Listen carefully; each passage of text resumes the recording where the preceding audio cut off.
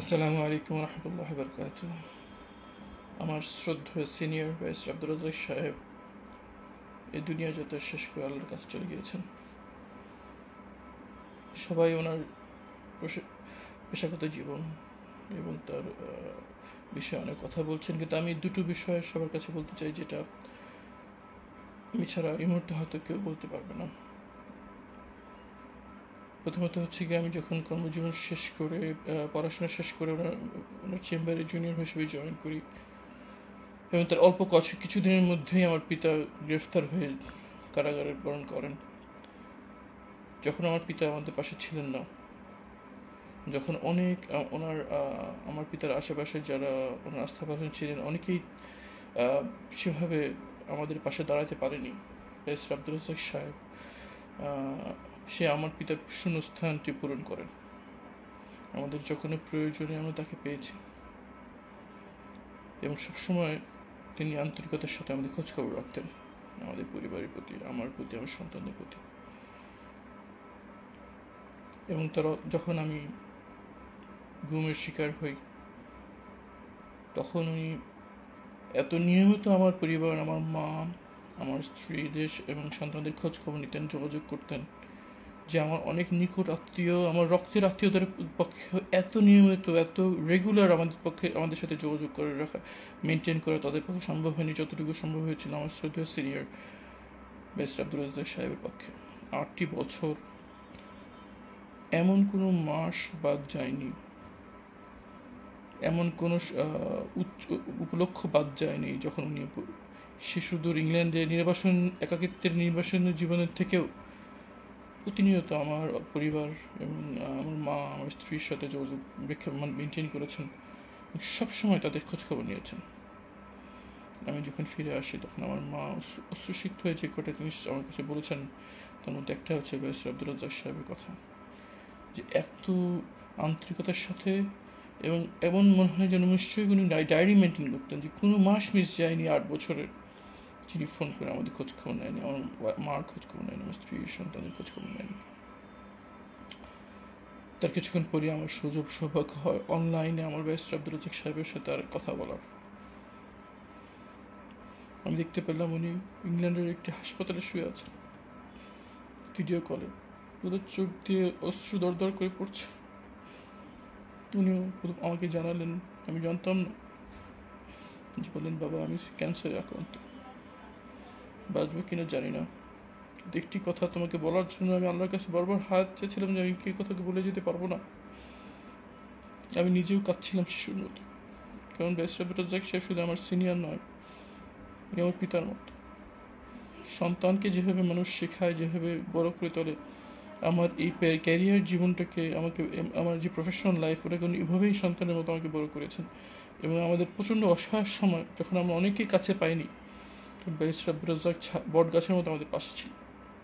ওনার সীমিত ক্যাপাসিটির মধ্যে সবসময় আমাদের সাথে যোগাযোগ রাখতেন। উনি অঝরে কাঁদছিলেন, আমিও শিশুর মতো কাঁদছিলাম। তখন উনি আমাকে একটি কথা বললেন, যেটি আমার কাছে মনে হয় যে সারা বিশ্বের জানা উচিত। চোখের পানি ফেলতে ফেলতে বলেন, বাবা জানি না তুমি শুনেছো কিনা, কিন্তু একটা প্রেক্ষাপট এরকম এসেছিল, যখন আমি সিদ্ধান্ত নিয়েছিলাম যে বাংলাদেশ জামায়াত ইসলাম থেকে আমি পদত্যাগ করি, আমি করব।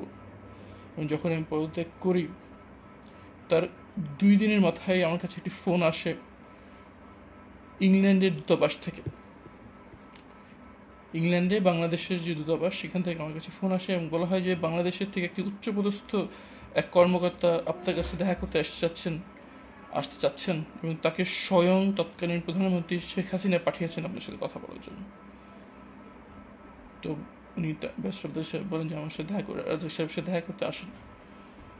এসে উনি বলেন যে প্রধানমন্ত্রী শেখ হাসিনা ফোনে আমার সাথে লাইভ অবস্থায় আছেন এই মুহূর্তে, এবং উনি আপনাকে জিজ্ঞেস করতে বলেছেন যে আমাদের কথোপকথন এখন শেখ হাসিনা শুনছেন।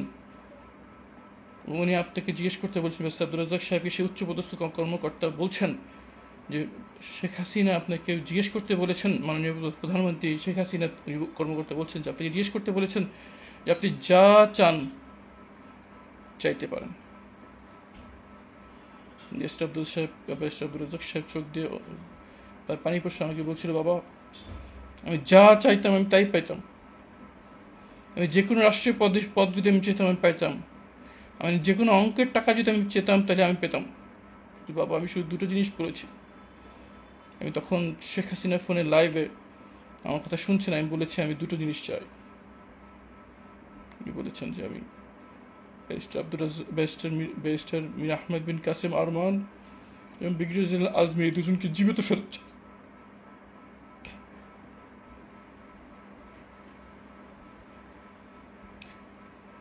এই কথা শোনার সাথে সাথে সেই উচ্চপদস্থ কর্মকর্তাকে শেখ হাসিনা বলেছেন যে প্রচণ্ড খেপে যান, ক্রোধান্বিত হয়ে ওই কর্মকর্তাকে তৎক্ষণাৎ ওখান থেকে চলে আসতে নির্দেশ দেন। এসে আব্দুল রাজ্জাক চাইলে স্বৈরাচারের এই ফ্যাসিস্টের দোসরের পথ বেছে নিতে পারতেন, অঢেলের সম্পদ তৈরি করতে পারতেন, সীমাহীন ক্ষমতা তার থাকত। কিন্তু তিনি এই সুবর্ণ সুযোগ ব্ল্যাঙ্ক চেকে পেয়ে উনি চেয়েছেন দুজন মানুষজন জীবিত ফেরত আসে। এক হচ্ছে আমি ব্যারিস্টার আরমান এবং ব্রিগেডিয়ার আজমি যেন জীবিত অবস্থায় ফেরত আসে, এটাই উনি চেয়েছিলেন। আমরা প্রচণ্ড অসহায় অবস্থায় আল্লাহ আমাদের এই পরীক্ষা নিয়ে গিয়েছিলেন, আমাকে, আমার পরিবারকে। তখন আমরা দেখেছি যে অনেকের পক্ষেই এই অসহায় পক্ষে দাঁড়ানোর ক্ষমতা আল্লাহ তাদেরকে দেয়নি। কিন্তু ব্যারিস্টার আব্দুল রাজ্জাক, আমি একজন মুসলিম হিসেবে সাক্ষী দিচ্ছি,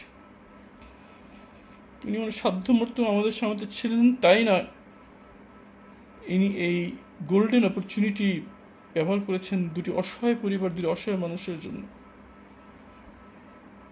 ব্যারিস্টার আব্দুল রাজ্জাক শুধু একজন ভালো এবং বাংলাদেশের অন্যতম শ্রেষ্ঠ একজন আইনজীবী ছিলেন না, একজন উচ্চ মানের একজন মুসলিম ছিলেন, আল্লাহর দাঈ ইলাল্লাহ ছিলেন এবং নিরেট একজন ভালো মানুষ ছিলেন। আল্লাহ ওনাকে জান্নাতে সর্বোচ্চ স্থান দান করুন। উনি দুজন সুযোগ্য সন্তান এবং দুজন ছেলে এবং দুই ছেলে মেয়েকে রেখে গিয়েছেন। আপনারা সবাই দেখেছেন, দুজন ছেলে শুধু আধুনিক শিক্ষায় শিক্ষিত নন, তার এই পরিমাণ দিনই শিক্ষা তাদেরকে দিয়েছেন যে তার পিতার জানাজা তারা পরিচালনা করেছেন। আমি ওনার জুনিয়র হিসেবে, ইসলামী আন্দোলনের একজন কর্মী হিসেবে সাক্ষ্য দিচ্ছি, ওনার জীবন অনুকরণীয় আমাদের জন্য। মানুষ হিসেবে তার জীবন অনুকরণীয়, আইনজীবী হিসেবে তার জীবন আমাদের অনুকরণীয়, এবং দেশপ্রেমিক বাংলাদেশী হিসেবে তার জীবন আমাদের জীবন অনুকরণীয়। ব্যারিস্টার আব্দুল রাজ্জাক সাহেবকে আল্লাহ জান্নাতে সর্বোচ্চ মর্যাদা দান করুন এবং আমরা যাতে তার সান্নিধ্য পাওয়ার সৌভাগ্য অর্জন করেছিলাম, আল্লাহ যেন তাকে যে যোগ্যতা এবং নিষ্ঠা সততা দিয়েছিলেন আমরা যদি ধারণ করে জীবনযাপন করতে পারি, তৌফিক আমাদের দান করুন। ওয়া আখির দাওয়ানা আলহামদুলিল্লাহি রাব্বিল আলামিন। আসসালামু আলাইকুম ওয়া রাহমাতুল্লাহি ওয়া বারাকাতুহু।